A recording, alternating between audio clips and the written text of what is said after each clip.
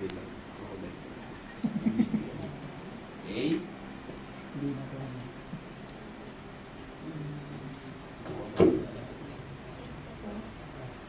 And then after vinyl tape, okay na yan, na-creep na, nalagay na yung grounding, lilinisan natin yung kable. So dapat malinis bago natin isara. So paano nililinis yung kable? Meron tayong panglinis na tinatawag. Kasama to sa kit. Ang tawag dito is cable prep kit. Meron siyang adhesive. Tama nga, hindi adhesive. Ay, no. Abrasive pala, hindi adhesive. Meron siyang abrasive. Yung abrasive na ginagamit sa kanya, yung non-conductive. Kasi yung mabibili mo sa hardware na abrasive, conductive. So, dapat yung non-conductive yung ginagamit. So, kapag ginagamit yon, dapat yung pag abrade mo para matanggalin sa semicon, hindi yung ganon. Kasi parang nagiging uneven yung insulation. So, dapat bilog pa rin siya. So, 180 degrees palabas, tapos 180 rin yung pataas. Tapos, ibang side naman. Okay? Para, yung iba kasi pag may cut, hinahabol eh. Hindi dapat ganon. Kapag may cut, balik ka. Ang ginagawa lang dito, patanggal-tanggalan ng mga ganito ng semicon. Okay? So kapag malinis na siya, na-abrade mo na, may kasama siyang parang wipes. Yan. Yan, kita nyo? Pero itong wipes na to, hindi siya, hindi siya hypoallergenic. Okay? Hindi siya hypoallergenic, kaya huwag niyong iuwi. Okay? Pangkable lang talaga to. Pag ginagamit ito, ganyan lang, huwag niyong tatama sa semicon, palabas. Isang way lang para yung dumi, hindi babalik-balik. Okay? Gusto mo ulit na yung ibang side naman na malinis, ganun lang. Okay? Tapos hindi lang natin matiyo, mag-determine na tayo. Okay? So ito na yung final steps. Final steps tayo, ikaw gagawa nito, Jamie. O, hindi lang. Kaya mo to.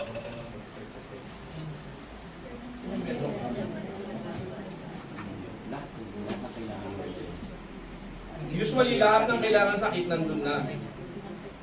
Stopper.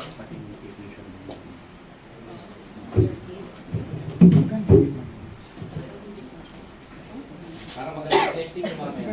Okay? Ito. Hindi ako lang ng test. Kung paano ginakamit ng test ha?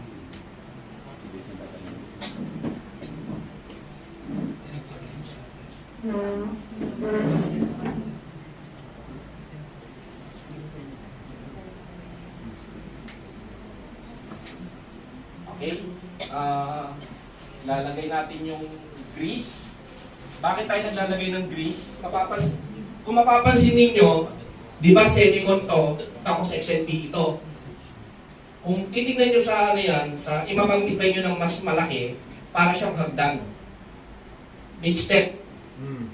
Yung step na yun, para walang maiwan na hangin, lalagyan ng grasa. Para ma-taper. Para walang hangin na maiiwan sa loob. Yun ang trabaho ng grease. Okay? Kaya mahalaga yung grasa. Okay?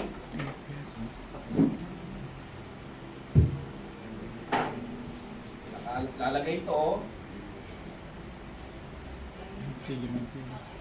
Chilimansi.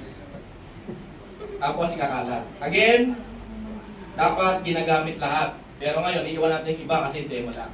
Okay? Pag iuwi. Okay? Wag. Tapos, kunin yung tube. Mayawak. Kung wala kang guantes, which is wala tayo, baliktarin mo lang yon, malinis na yon, di ba? Hinangin pang kakalat mo. Di ba? Di ba? O na, shrink mo na. Sakit rin yung pag-shrink niya. Wow. Hindi pa nag-shrink. Relax, wala pa.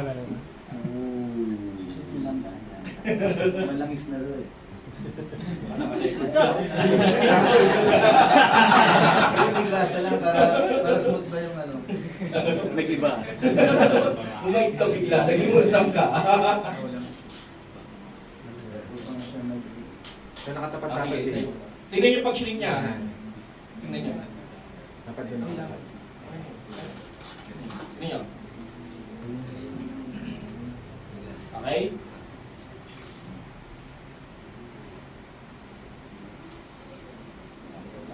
May pag-shrink. Okay? ASMR yung tunog. Cooking show natin. Done. Okay? So, kung may may ganitong sumusobra, okay lang yon kasi meron tayong top sealing.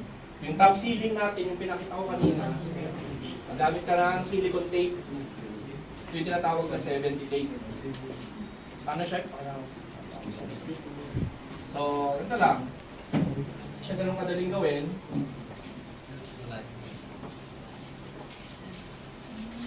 Yan yung selyo niya, para hindi papasukin ng tubig. Ngayon, diskarte mo kung gusto mong paano gagawin na parang pencil, siya, yung parang basag ulan. I-criss-cross mo.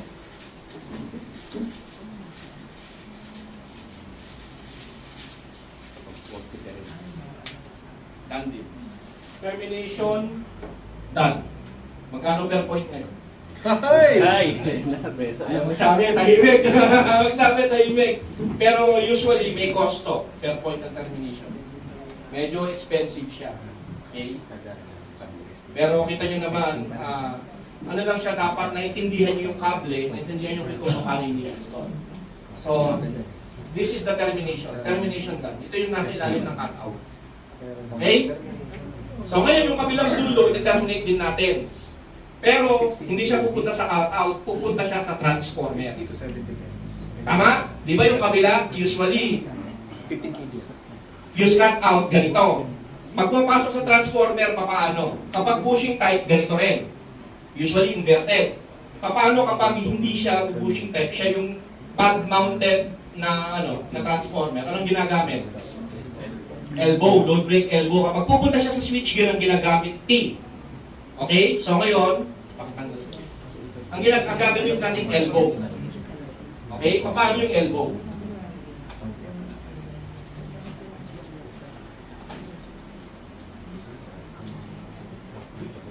Okay?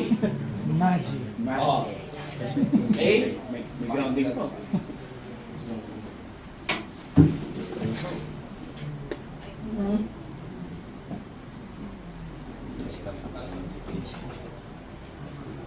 Para makita nyo kung paano i-install yung elbow.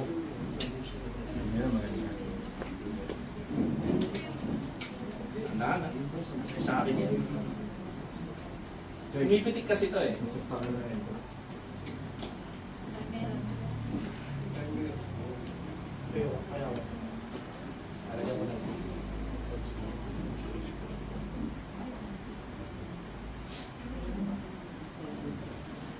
Okay. So, ganun pa rin, di ba? Conductor, connector, lug, ito yung semicon metallic shield jacket. So, paano nilalagay yung, yung elbow? Ganito.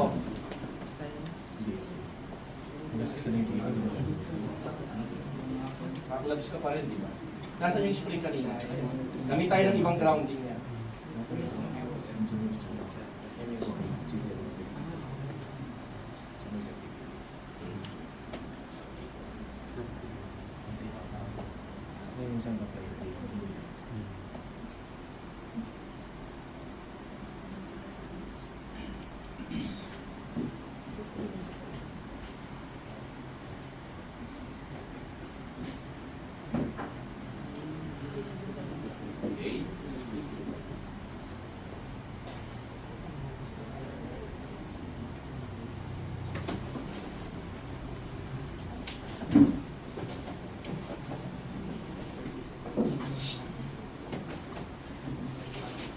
Hindi ko na siya lalagyan ng usually naglalagay din dito nung nilagay natin kanina yung mastic, tapos lalagyan din ng vinyl lahat to. Hindi natin gagawin yun.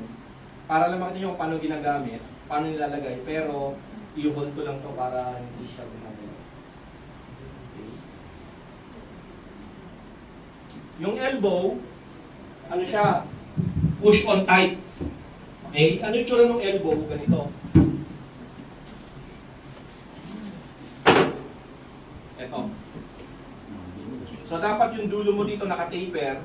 Merong special tool na ginagamit para kung makikita mo ito naka 45 degree. Pansin nyo? Hindi siya straight lang.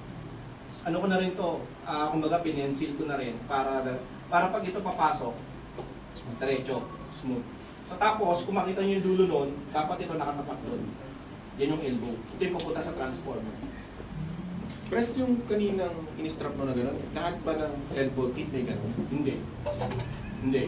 Dapat usually kasama yon. Correct. Kasi yung iba wala nun. So, unfortunately, hagahanap ka ng pang-ground. Okay? So, dapat may kasama. brand eh. Okay? Ito, yung body nito, fully shielded. Pag ito, energized, hinawakan ko to, ano mangyayari sa akin? Naka-currented ba ako? Hindi. Hindi. Ha? Hindi. Live. Ground. Ay, May electric ako. Pero ito, pag ito naka-install, kasi itong body niya fully shielded, pag hinawakan ko to, kasi di ba ang kuryente tumatakbo sa least resistance, di ba? Ang mas mababa yung resistance nito kumpara sa akin. Kasi conductive to eh. Di mababa resistance kumpara sa katawan ko, dito tatakbo yung kuryente papuntang ground. Ito nakakonect sa metallic sa semicon, yung semicon nakakonect sa shielding, yung shielding naka-ground. So accidentally mahawakan ko to, okay lang. Huwag ko lang bubunutin. Kasi pag binunot ko to, arc flash kalaban ko ron. Kaya yung nagbubunot nito may stick. Nakasuit, nakatali pa sa bewang. Di ba? Tama? Ayun. So ngayon, paano ipapasok to? So dapat properly lubricated siya. Yung tira-tira kanina, buti na lang dito inuwi. Gamitin natin. Okay. Alat ko lang ha.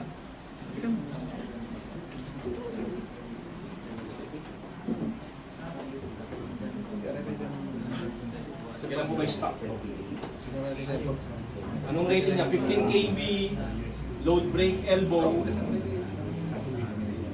Ayos ba? Sige pare, pasok mo. Ipantay mo rin. Pakita mo sa kalang paano pinapasok. Teka, di ka nakikita. Sex mind mo na dyan, Jay. Ano mo na? Pakita mo dimple mo. Ay, Labas po. okay.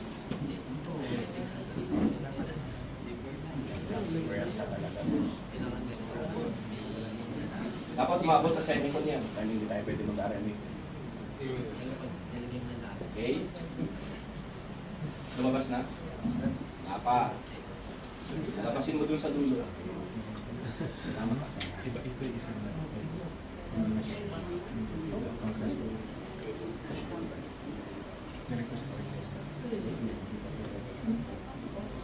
Labas na. Ayan na. Ako lang sa lubricant.